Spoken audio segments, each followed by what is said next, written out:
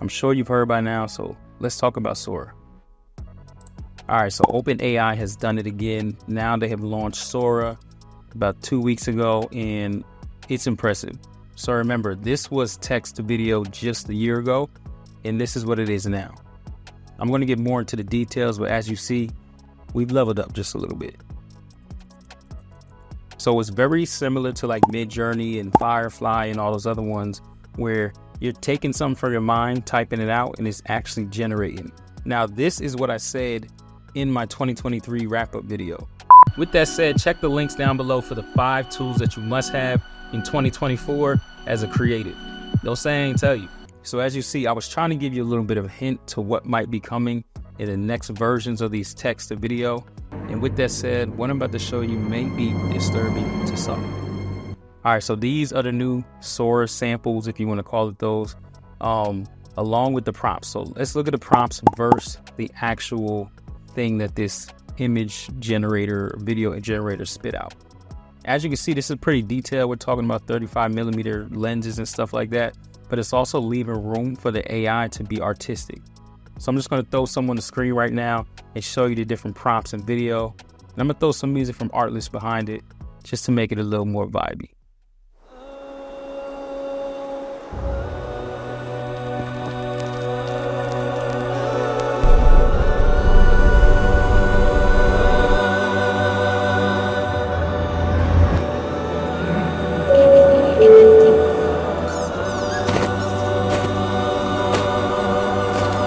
Yeah, that hits different.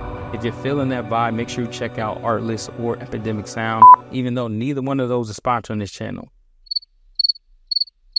But the bottom line here is design and tech and AI are all blending, and it's really not going anywhere. I know you're probably tired of hearing me say that, but where is this beneficial to us as creatives?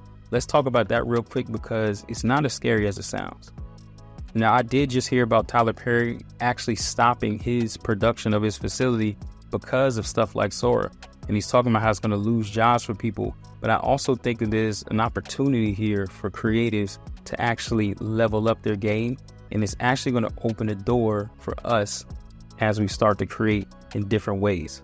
The number one reason why I think this is good for creatives is because it's going to give you customization. So I talked about this with Midjourney and stuff like that.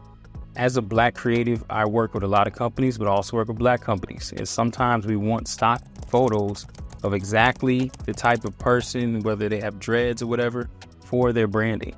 I can go into Midjourney, I can create those and then bring those to life for the branding.